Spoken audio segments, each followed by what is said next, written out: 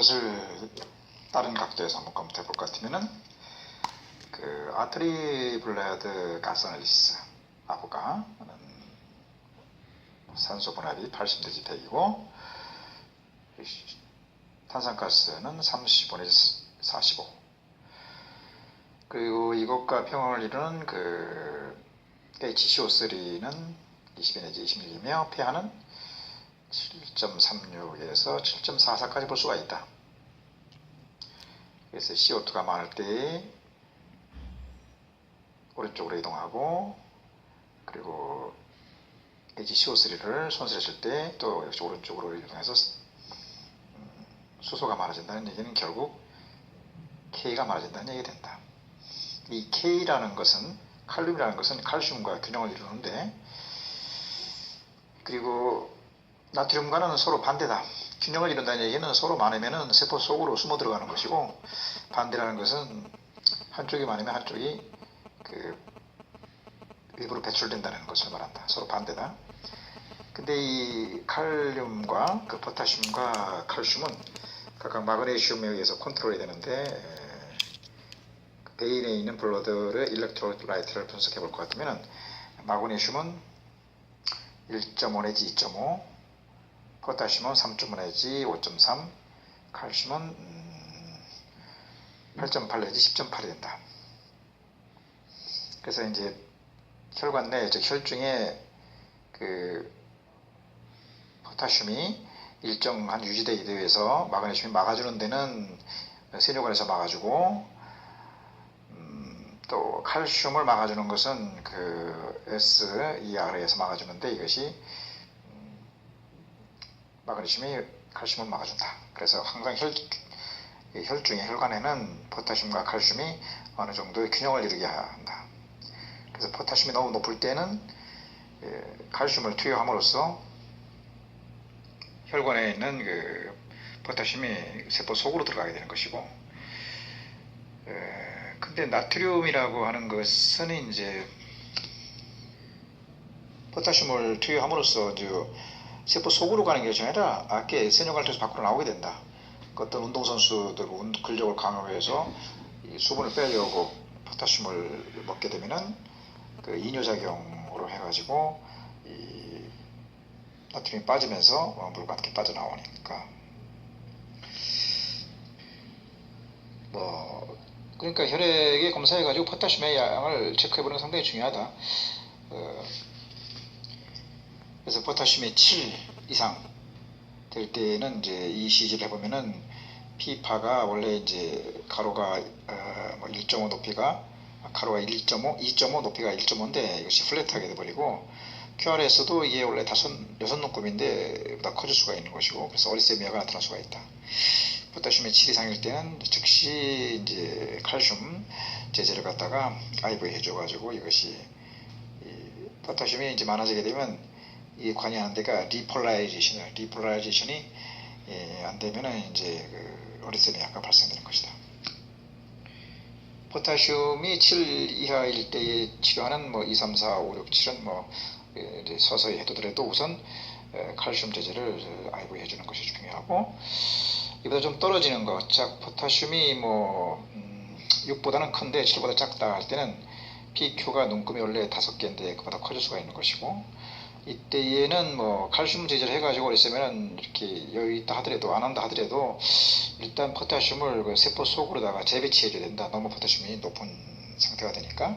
그러기 위해서 이제 가장 중요한 것이 이제 그 인슐린과 당을 섞어가지고 혹은 또 에피네프린 같은 걸 아이브해 주는 것이 중요하다. 이 인슐린이라든가 에피네프린 같은 것은 그 혈관 속에 있는 포타슘을 그 프리 에너지 이런 걸 이용해 가지고 이제 세포 속으로다가 포타슘을 집어넣는 그 재배치를 하는 것이고, 그 다음에 이제 장치로서 투석을 해주는 게 좋겠다. 그래서 이제 근본적으로 이 포타슘을 밖으로 내보내는 것이다. 칼슘이라든가 뭐 인슐린, 에피네프린 당은 그 포타슘 밖으로 내보내는 것이 아니라 그 재배치하는 것이든가 이래 된 것이고, 세포 속으로 재배치하는 것이고, 실제 밖으로 뽑아내는 것은 뭐 투석이 좋다고 할 수 있겠다. 그리고 그 이하 뭐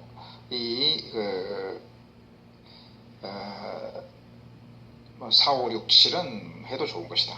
그 4, 5, 6, 7은 언제 하는 거냐면, 그러면 이제 포타슘의 양이 5.5보다는 크고, 그러니까 정상이 그 3.5, 5.3이니까 5.5보다는 크고 0보다 작은 경우, P파가 약간 피크하게 올라가고 QT 간격은 오히려 좁아질 수가 있는 것이다. 이런 때는 이제 뭐 칼슘이라든가 재배치는 하지 않아도 되고 투석은 안 한다 하더라도 이제 꼭 이때 해야 될 것이 그 이온 교환 수지, 예를 들어서 뭐 황산에서 온 HSO4 등등을 이용해 가지고 양이온을 뽑아낸다든가, 혹은 또 이제 HCO3 이 바이카보네이트 혹은 하이드로겐 옥시겐 이온, 이걸 이용해 가지고, 그러니까 이제 그 염기를 이용해 가지고 평형 상태를 이동시켜 주는 것이 하이드로겐 카보닉 이온. 그 주사제 외에도 이제 먹는 약으로 다이어리틱을 쓰는데, 이때는 포타슘을 떨어뜨릴 수 있는 다티라, 다이크로지드, 티아자이드, 라식스, 프로세마이드가 좋고, 스피르녹톨처럼 포타슘을 밖으로 내보내지 않은 것은 쓸 필요가 없다.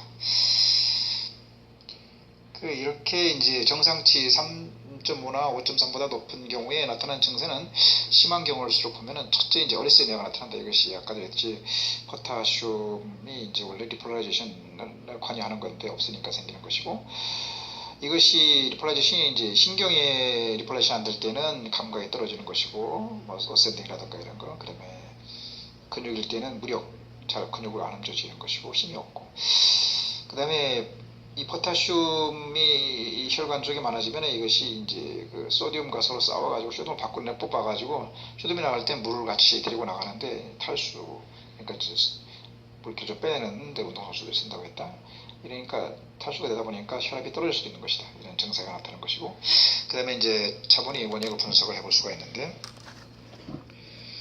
우선 병적인 상태, 유레미아 상태다. 즉, 그 노폐물이 안 빠져나가는, 예를 들어 크로닉 레이널 페일러 같은 경우에 포타슘 5.7 이상이고 크레아틴 0.5 이상, 프레아틴 유레 이런 게 나오는 것이 체크해보고, 유레미아가 일어나는 여러 가지 이제 다른 질병들을 체크해봐야 되는 것이고, 그 다음에 하이퍼텐션 약을 먹어서 부작용이 생길 수가 있는 것이다. 뭐 엔지오텐신 컨버팅 엔자임 이니비터에서 갑토프릴이라든가 엔알라프릴 혹은 또 올메사르탄 같은 경우, 이것이 신경을 카테콜라멘이 안 나오게, 에피네프린 안 나오게 해서 생길 수가 있는 것이고, 또 이뇨의 효과, 물을 뽑아내면서, 나트륨과 뽑아내면서 반대로 포타슘을 끌어당기기 때문에 일어날 수 있는 것이고, 같은 것으로서 뭐 엔지오텐신2 컨버팅 엔자임 이니비터인 발사르탄 같은 것도 마찬가지고, 그 다음에 이제 베타 브로커 중에서 프로포놀도 마찬가지다. 이런 베타 프로포놀 같은 거 특히 이제 부작용이 그 포타슘을 많게 하는 것 외에도 이제 뭐 그 인슐린도 덜 나오게 해가지고 내당속도 떨어지게 하고, 그 다음에 나쁜 콜레스테롤도 쌓이게 하는 부작용이 있는데, 다행히도 이제 베타만 실렉티브 브로커 아테놀 계통에서 뭐 비소프롤롤이든가 에스몰롤은 이런 부작용이 없는 좋은 약이라고 할 수 있겠다.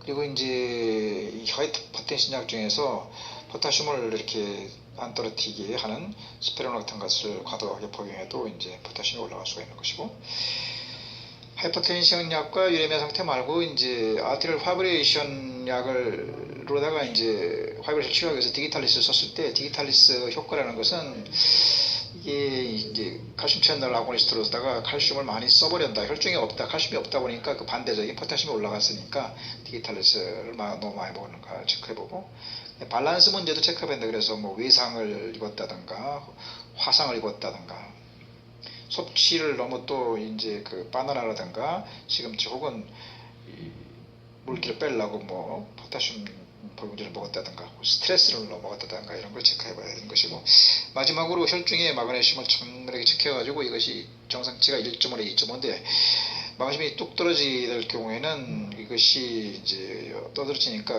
그 세뇨관에서 포타슘이 쑥 밖으로 빠져나가가지고 혈중에는 적을 수가 있는 것이고, 그러다 보니까 이 SER에서 또 그 칼슘을 갖다가 이렇게 못 먹게 막아주던 거, 막아주는 건데 세뇨관에서 못 막아주고 또 SER에서 못 막아주니까 칼슘이 그 대신 혈중으로 많이 와가지고 칼슘량이 높아져가지고 파라사이리즘처럼 된 것도 한번 체크해봐야 되는 것이다.